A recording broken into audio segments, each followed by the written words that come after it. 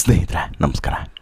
ಕೆಲವೊಂದು ಸಲ ಹೇಗಾಗುತ್ತೆ ಅಂತ ಹೇಳಿದ್ರೆ, ಈ ಗೆದ್ದಂತಹ ಎತ್ತಿಗೆ ಸಾಕಷ್ಟು ಜನ ನಾವು ಗೆಲ್ಲಿಸಿದ್ದು ಅಂತೇಳಿ ಹೇಳೋದು ಸಹಜವಾಗೇ ಇದ್ದದ್ದೇ.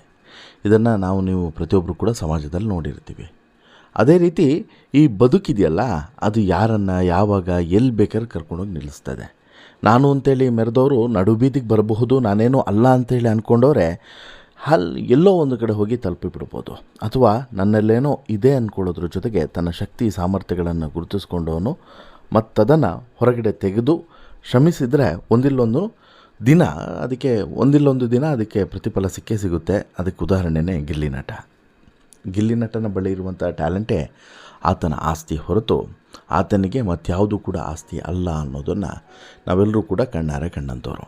ಆದರೆ ಏನು ಮಾಡ್ತೀರಾ, ಕೆಲವರು ಈಗ ಗಿಲ್ಲಿ ನಟನ ಈ ಸಕ್ಸಸ್ನ ಹಿಂದಿನ ಕ್ರೆಡಿಟನ್ನು ತಾವು ಪಡಿಬೇಕು ಅನ್ನುವಂತಹ ಹಪಾಪಿಗೆ ಬಿದ್ದಂತೆ ಕಾಣಿಸ್ತಿದೆ. ಆ ಕಾರಣಕ್ಕೋಸ್ಕರ ಗಿಲ್ಲಿಗೆ ನಾನು ಅವತ್ತು ಅವಕಾಶವನ್ನು ಕೊಡದೇ ಇದ್ದಿದ್ದರೆ ಅಯ್ಯೋ ಗಿಲ್ಲಿ ಈ ಮಟ್ಟಕ್ಕೆ ಬರ್ತಾನೆ ಇರಲಿಲ್ಲ ಅಂತೇಳಿ ಹೇಳಿರುವಂಥ ಒಂದೇ ಒಂದು ಸ್ಟೇಟ್ಮೆಂಟ್ ಈಗ ಭಾರಿ ವೈರಲ್ ಆಗಿದೆ, ಭಾರಿ ಚರ್ಚೆಯ ಕೇಂದ್ರ ಬಿಂದು ಆಗಿದೆ.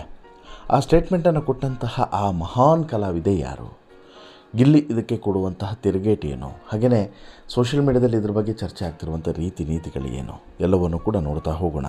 ಅದಕ್ಕಿಂತ ಮುಂಚೆ ನೀವಿನ್ನೂ ಕೂಡ ನಮ್ಮ ಚಾನಲನ್ನು ಸಬ್ಸ್ಕ್ರೈಬ್ ಮಾಡಿಲ್ಲ ಅಂದರೆ ದಯವಿಟ್ಟು ಕೂಡಲೇ ಸಬ್ಸ್ಕ್ರೈಬ್ ಮಾಡಿ ಸ್ನೇಹಿತರೆ.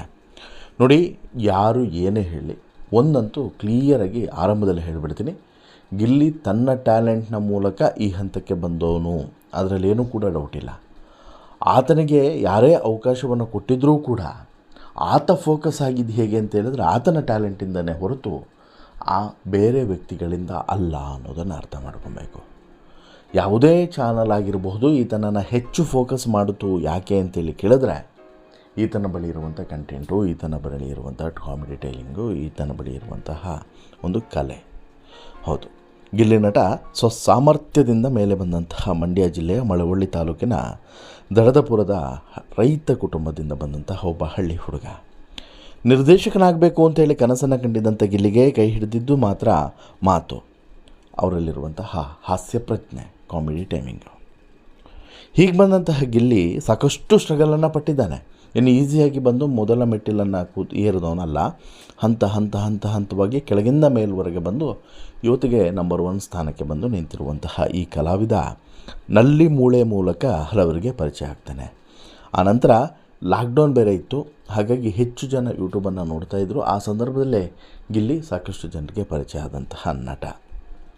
ಆನಂತರ ಕಾಮಿಡಿ ಕಿಲಾಡಿಗಳು ಸೀಸನ್ 4ರಲ್ಲಿ ಹಾಸ್ಯದ ರಸದೌತಣವನ್ನು ಬಡಿಸಿದಂಥ ರನ್ನರಪ್ ಆಗಿ ಹೊರಹೊಮ್ತಾನೆ. ಇದಾದ ಬಳಿಕ ಕರ್ನಾಟಕ ಡ್ಯಾನ್ಸ್ ಕಾರ್ಯಕ್ರಮದ ಮೂಲಕ ಪ್ರೇಕ್ಷಕರಿಗೆ ಮತ್ತಷ್ಟು ಹತ್ತಿರವಾದಂಥ ಗಿಲ್ಲಿ ಆನಂತರ ಭರ್ಜರಿ ಬ್ಯಾಚುಲರ್ಸ್ ರಿಯಾಲಿಟಿ ಶೋನಲ್ಲೂ ಕೂಡ ಮಿಂಚುತ್ತಾನೆ. ಹೀಗೆ ಇಂಥ ಗಿಲ್ಲಿ ಸದ್ಯ ಕರುನಾಡಿನ ಹೃದಯವನ್ನು ಗೆದ್ದಾಗಿದೆ. ಕರುನಾಡಿನ ಎಲ್ಲ ಕಡೆಯೂ ಕೂಡ ಮನೆ ಮಾತಾಗಿದ್ದಾರೆ. ಅಸಂಖ್ಯಾತ ಜನರ ಆಶಯದಂತೆ ಬಿಗ್ ಬಾಸ್ ಟ್ರೋಫಿಯನ್ನು ಕೂಡ ಮುಡಿಗೇರಿಸ್ಕೊಂಡಿದ್ದಾರೆ. ಆದರೆ ಈ ಗೆಲುವು ಯಾರದ್ದು, ಗಿಲ್ಲಿ ಅವರದ್ದ ಅಥವಾ ಬೇರೆಯವರದ್ದ? ಉದಾರ ಮನೋಭಾವದಿಂದ ಗಿಲ್ಲಿ ಗೆದ್ದಿದ್ದು, ಬೆಳೆದಿದ್ದ? ಹೀಗೆ ಸಾಕಷ್ಟು ಪ್ರಶ್ನೆಗಳು ಸದ್ಯ ಹಲವರನ್ನು ಕಾಡ್ತಾ ಇದೆ. ಈ ಕುರಿತು ಸೋಷಿಯಲ್ ಮೀಡಿಯಾದಲ್ಲಿ ಚರ್ಚೆ ಕೂಡ ನಡೀತಾ ಇದೆ. ಇದಕ್ಕೆ ಕಾರಣವಾಗಿದ್ದು ಯಶಸ್ವಿನಿ ಸ್ವಾಮಿ ಅವರು ಆಡಿದಂಥ ಅದೊಂದು ಮಾತು. ಹೌದು, ಆಗಲೇ ಹೇಳಿದಂತೆ ಬಿಗ್ ಬಾಸ್ ಮನೆಗೆ ಪ್ರವೇಶವನ್ನು ಮಾಡುವ ಮೊದಲು ಅವಕಾಶಕ್ಕಾಗಿ ಗಿಲ್ಲಿ ತುಂಬ ಸೈಕಲನ್ನು ಹೊಡೆದಿದ್ದಾರೆ. ಹಲವು ಕಾರ್ಯಕ್ರಮಗಳಲ್ಲಿ ಕಾಣಿಸ್ಕೊಂಡಿದ್ದಾರೆ. ಆ ಪೈಕಿ ಭರ್ಜರಿ ಬ್ಯಾಚುಲರ್ಸ್ ಕೂಡ ಒಂದು. ಇದೇ ಕಾರ್ಯಕ್ರಮದಲ್ಲಿ ಗಿಲ್ಲಿ ಜೊತೆಗೆ ವೇದಿಕೆಯನ್ನು ಹಂಚಿಕೊಂಡಿರುವಂಥ ಇದೇ ಯಶಸ್ವಿನಿ ಸಂದರ್ಶನವೊಂದರಲ್ಲಿ ಗಿಲ್ಲಿಯ ಕುರಿತು ಆಡಿದಂತಹ ಮಾತು ಈಗ ಟ್ರೋಲಿಗೆ ಆಹಾರವಾಗಿದೆ. ಸೋಷಿಯಲ್ ಮೀಡಿಯಾದಲ್ಲಿ ಹಲವರ ಆಕ್ರೋಶಕ್ಕೆ ಗುರಿಯಾಗಿದೆ. ಆ ಕುರಿತು ಇತ್ತೀಚೆಗೆ ನೀಡಿದಂಥ ಸಂದರ್ಶನದಲ್ಲಿ ಯಶಸ್ವಿನಿ ಭರ್ಜರಿ ಬ್ಯಾಚುಲರ್ಸ್ನಲ್ಲಿ ಗಿಲ್ಲಿ ನಟನನ್ನು ನಾನು ಎಲ್ಲೋ ಒಂದು ಕಡೆ ಅವನಿಗೆ ಮಾತನಾಡೋದಕ್ಕೆ ಅವಕಾಶವನ್ನು ಕೊಡದೆ ಹೋಗಿದ್ದರೆ ಅವನಲ್ಲಿರುವಂಥ ಒಂದು ಪ್ರತಿಭೆ ಮುಚ್ಚೆ ಹೋಗ್ತಿತ್ತು ಅಂತಲೂ ಹೇಳಿಬಿಡ್ತಾರೆ. ಈಗಲೂ ನನಗದು ಖುಷಿ ಕೊಡುವಂಥ ವಿಚಾರ ಅಂದಿರುವಂಥ ಯಶಸ್ವಿನಿ ಅವತ್ತು ಆ ವೇದಿಕೆಯಲ್ಲಿ ನಾನು ಅವನಿಗೆ ಮಾತನಾಡೋದಕ್ಕೆ ಅಥವಾ ಅಲ್ಲಿ ಒಂದು ಜಾಗವನ್ನು ಮಾಡಿಕೊಟ್ಟು ಅವನನ್ನು ಇಲ್ಲಿವರೆಗೂ ಕೂಡ ತರೋದಕ್ಕೆ ಒಂದು ಸಣ್ಣ ಪ್ರಯತ್ನವನ್ನು ನಾನು ಮಾಡಿದ್ದೇನೆ ಅನ್ನೋದಕ್ಕೆ ನನಗೆ ಈಗಲೂ ಕೂಡ ಖುಷಿ ಇದೆ, ಹೆಮ್ಮೆ ಇದೆ ಅಂತೇಳಿ ಹೇಳ್ತಾರೆ. ಸದ್ಯ ಯಶಸ್ವಿನಿ ಅವರ ಈ ವಿಡಿಯೋ ಸೋಷಿಯಲ್ ಮೀಡಿಯಾದಲ್ಲಿ ಸಿಕ್ಕಾಪಟ್ಟೆ ವೈರಲ್ ಆಗ್ತದೆ. ಗೆಲುವಿನ ಪಾಲು ಕೇಳೋದಕ್ಕೆ ಯಶಸ್ವಿನಿ ಬಂದರು ಅನ್ನುವಂಥ ಅಭಿಪ್ರಾಯ ವ್ಯಕ್ತವಾಗ್ತದೆ. ಗಿಲ್ಲಿಯಲ್ಲಿನ ಪ್ರತಿಭೆಯಲ್ಲಿ ಮೂಳೆ ವಿಡಿಯೋ ಹೊರಬಂದಾಗಲೇ ಎಲ್ರಿಗೂ ಕೂಡ ಗೊತ್ತಾಗಿತ್ತು ಅಂತಲೂ ಕೂಡ ಸಾಕಷ್ಟು ಜನ ಹೇಳ್ಕೊಂಡಿದ್ದಾರೆ. ನೀವು ಗಿಲ್ಲಿಯಿಂದ ಬೆಳೆದಿದ್ದಾರೆ ಹೊರತು ಗಿಲ್ಲಿ ನಿಮ್ಮಿಂದ ಬೆಳೆದಿದ್ದಾನೆ ಅನ್ನುವಂಥದ್ದು ನಿಮ್ಮ ಮೂರ್ಖತನದ ಅಭಿಪ್ರಾಯ ಅಂತಲೂ ಕೂಡ ಒಂದಷ್ಟು ಜನ ಕಮೆಂಟನ್ನು ಹಾಕಿದರೆ 2026ರ ಅತ್ಯುತ್ತಮ ಜೋಕ್ ಇದು ಅಂತಲೂ ಕೂಡ ಯಶಸ್ವಿನಿಯವರ ಕಾಲು ಎಳೆಯುವಂಥ ಕೆಲಸವನ್ನು ಕೆಲವೊಂದಷ್ಟು ಜನ ಮಾಡ್ತಾ ಇದ್ದಾರೆ. ಆ ಸಲಿಗೆ ಇದು ಈಗ ಆಕ್ರೋಶಕ್ಕೆ ಗುರಿಯಾಗುವಂಥ ವಿಚಾರನೇ, ಅದರಲ್ಲೇನೂ ಕೂಡ ಡೌಟ್ ಇಲ್ಲ. ಯಾಕಂತ ಹೇಳಿದ್ರೆ ಸಹಜವಾಗಿ ಒಂದಷ್ಟು ಜನ ಗೆದ್ದಾಗ ಅವರ ಹಿಂದೆ ಒಂದಷ್ಟು ಜನ ಬಂದು ಈ ರೀತಿ ಹೇಳಿಕೆಗಳನ್ನು ಕೊಡೋದು ಕಂಡಿದ್ದೇವೆ. ಬಟ್ ಇದು ಯಾಕೋ ಸ್ವಲ್ಪ ಲೇಟ್ ಆಯಿತು, ಯಾವತ್ತೋ ಬರಬೇಕಾಗಿತ್ತು, ಬಟ್ ಸ್ವಲ್ಪ ಲೇಟ್ ಆಯಿತು. ಬಟ್ ಲೇಟಾಗಿ ಬಂದ್ರೂ ಕೂಡ ಈ ಸ್ಟೇಟ್ಮೆಂಟ್ ಏನಿದೆ, ಈ ಸ್ಟೇಟ್ಮೆಂಟ್ ಈಗ ಸಿಕ್ಕಾಪಟ್ಟೆ ವೈರಲ್ ಆಗಿದೆ, ಬೇರೆ ಬೇರೆ ರೀತಿಯಲ್ಲೂ ಕೂಡ ಚರ್ಚೆಗೆ ಕಾರಣ ಆಗಿದೆ. ಹಾಗಾದರೆ ಇಲ್ಲಿ ಯಶಸ್ವಿನಿ ಈ ರೀತಿ ಹೇಳಿದ್ಯಾಕೆ? ಯಶಸ್ವಿನಿಯವರ ಮಾತಿನ ಉದ್ದೇಶ ಏನಾಗಿತ್ತು? ಬಿಗ್ ಬಾಸ್ಗೆ ಹೋಗಿ ಬಂದ ಮೇಲೆ ಜನಪ್ರಿಯತೆ ಗಿಲ್ಲಿದು ಹೆಚ್ಚಾಗಿದೆ. ಹೀಗಾಗಿ ಸೋಷಿಯಲ್ ಮೀಡಿಯಾದಲ್ಲಿ ಗಿಲ್ಲಿಯಿಂದನೇ ಯಶಸ್ವಿನಿ ಬೆಳೆದಿದ್ದು ಅನ್ನುವಂಥ ಮಾತುಗಳು ಕೂಡ ಬರ್ತಾ ಇದ್ದಾವೆ. ಹೀಗಾಗಿ ಇದೇ ಸಂದರ್ಶನದಲ್ಲಿ ಪ್ರತಿಕ್ರಿಯೆಯನ್ನು ಕೊಟ್ಟಿರುವಂಥ ಇವರು, ಗಿಲ್ಲಿಯಿಂದ ನಾನು ಬೆಳೆದಿಲ್ಲಪ್ಪ, ಯಾರಾದರೂ ಹಾಗೆ ಭಾವಿಸಿದರೆ ಅದು ತಪ್ಪು. ಇಬ್ಬರು ಕೂಡ ಸರಿ ಸಮಾನವಾಗಿ ಕೆಲಸವನ್ನು ಮಾಡಿದ್ವಿ. ರಿಯಾಲಿಟಿ ಶೋನಲ್ಲಿ ನಮ್ಮಿಬ್ಬರ ಜೋಡಿ ವರ್ಕ್ ಆಗಿದೆ. ಗಿಲ್ಲಿ ಬಗ್ಗೆ ಯಶಸ್ವಿನಿ ಈ ಸ್ಟೇಟ್ಮೆಂಟನ್ನು ನಾವು ಕೊಟ್ಟರು ನೋಡಿ, ಅಂದರೆ ಗಿಲ್ಲಿಗೆ ನಾನು ಸ್ಪೇಸ್ ಕೊಟ್ಟಿದ್ದಕ್ಕೆ ಹೀಗೆ ಈ ಲೆವೆಲಿಗೆ ಬಂದ ಗಿಲ್ಲಿ ಅಂತೇಳ್ಬಿಟ್ಟು, ಇದು ಎಲ್ಲೋ ಒಂದು ಕಡೆ ಪರವಿರೋದ ಚರ್ಚೆಯ ಮೂಲವನ್ನು ಕೆದಕಿದಂತೆ ಆಗಿದೆ. ಗಿಲ್ಲಿ ಇವತ್ತು ತುಂಬ ಎತ್ತರಕ್ಕೆ ಬೆಳೆದಿದ್ದಾನೆ, ಜೊತೆಗೆ ಜನರಿಗೆ ಪ್ರೀತಿ ಕೂಡ ಸಿಕ್ಕಿದೆ. ಅದನ್ನು ಅವನು ಹೇಗೆ ಉಳಿಸ್ಕೊಳ್ತಾನೆ ಅನ್ನೋದು ಅವನಿಗೆ ಬಿಟ್ಟಂಥ ವಿಚಾರ ಅಂತೇಳಿ ಯಶಸ್ವಿನಿ ಹೇಳ್ತಾರೆ.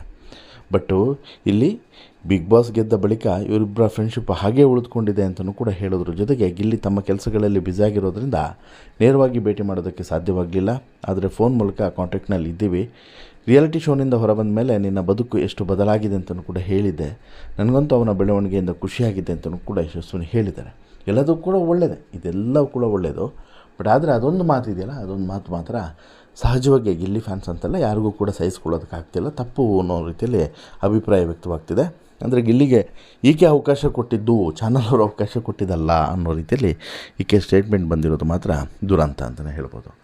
ಸಾಕಷ್ಟು ಸಲ ಹೀಗೆ ಆಗ್ತದೆ ರೀ. ಇಲ್ಲಿ ಯಶಸ್ವಿನಿ ಗಿಲ್ಲಿ ಅನ್ನುವಂಥದ್ದು ಜಸ್ಟ್ ಒಂದು ನೇಮ್ ಇವಾಗ. ಬಟ್ ಆದರೆ ಎಷ್ಟೋ ಕಡೆ ಇದೇ ರೀತಿ ಆಗ್ತದೆ. ಆಮೇಲೆ ಸಹಜವಾಗಿ ಇನ್ನೊಂದು ಇದೆ ವರ್ಗ, ಹೇಗಂತ ಹೇಳಿದ್ರೆ ಹತ್ತಿದ ಎಣ್ಣೆಯನ್ನು ಓದಿಯುವಂಥ ವರ್ಗನೂ ಕೂಡ ಇದೆ. ಅಂದರೆ ನಮ್ಮಿಂದ ಎಷ್ಟು ಸಹಾಯವನ್ನು ಆಗುತ್ತೋ ಅಷ್ಟು ಸಹಾಯವನ್ನು ಪಡೆದುಕೊಳ್ತಾರೆ. ಆನಂತರ ನೀವು ಯಾರು ಅನ್ನೋ ರೀತಿಯಲ್ಲೇ ಇದೇ ರೀತಿಯಲ್ಲಿ ಸಾಕಷ್ಟು ಜನ ಇದ್ದಾರೆ. ಅದು ಕೂಡ ಈ ಬಣ್ಣದ ಲೋಕದಲ್ಲಿ, ಆಮೇಲೆ ನಮ್ಮ ಈ ಮೀಡಿಯಾ ಇಂಡಸ್ಟ್ರೀಸ್ಗಳಲ್ಲಿ, ನ್ಯೂಸ್ ಚಾನಲ್ಗಳಲ್ಲಾಗಿರ್ಬೋದು, ಎಂಟರ್ಟೈನ್ಮೆಂಟ್ ಚಾನಲ್ಗಳಲ್ಲಾಗಿರ್ಬೋದು, ಅಥವಾ ಈ ಬಣ್ಣದ ಲೋಕ ಅಂತ ಹೇಳಿದ್ರೆ ಸಿನಿಮಾ ಇಂಡಸ್ಟ್ರಿ, ಸೀರಿಯಲ್ ಇಂಡಸ್ಟ್ರಿ, ಇದರಲ್ಲೂ ಕೂಡ ಹಾಗೆ. ಇಲ್ಲೆಲ್ಲ ಹೇಗೆ ಅಂತ ಹೇಳಿದ್ರೆ ಸಾಮಾನ್ಯವಾಗಿ ಹೇಗಿರುತ್ತೆ ಅಂತ ಹೇಳಿದ್ರೆ ಅವಕಾಶಗಳು ಸಿಗೋವರೆಗೆ ಅಲ್ಲಿ ಒಬ್ಬರದ್ದು ಪುಷ್ ಬೇಕೇ ಬೇಕಾಗ್ತದೆ.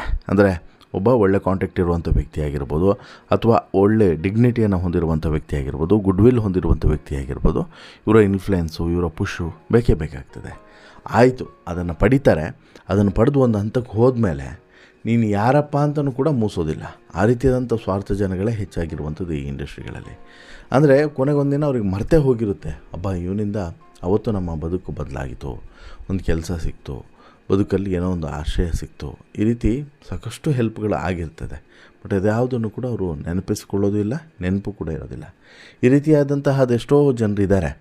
ಅದೇ ರೀತಿ ಇಲ್ಲೂ ಕೂಡ ಆಗಿದೆ ಅಂತಲೂ ಕೂಡ ಹೇಳ್ಬೋದು. ಒಟ್ಟಾರೆ ಈಗ ಗಿಲ್ಲಿ ಬಗ್ಗೆ ಆಡಿರುವಂಥ ಯಶಸ್ವಿನವರ ಮಾತು ಭಾರಿ ವಿರೋಧದ ಕೇಂದ್ರ ಬಿಂದು ಆಗಿದ್ದು, ಇದು ಎಲ್ಲಿವರೆಗೆ ಹೋಗ್ತದೆ, ಯಶಸ್ವಿನವರು ಇದಕ್ಕೇನು ಕ್ಲಾರಿಟಿಯನ್ನು ಕೊಡ್ತಾರೆ, ಗಿಲ್ಲಿ ಏನು ಹೇಳ್ತಾರೆ ಅನ್ನೋದು ಈಗ ಸದ್ಯಕ್ಕೆ ಉಳಿದಿರುವಂತಹ ಕುತೂಹಲ.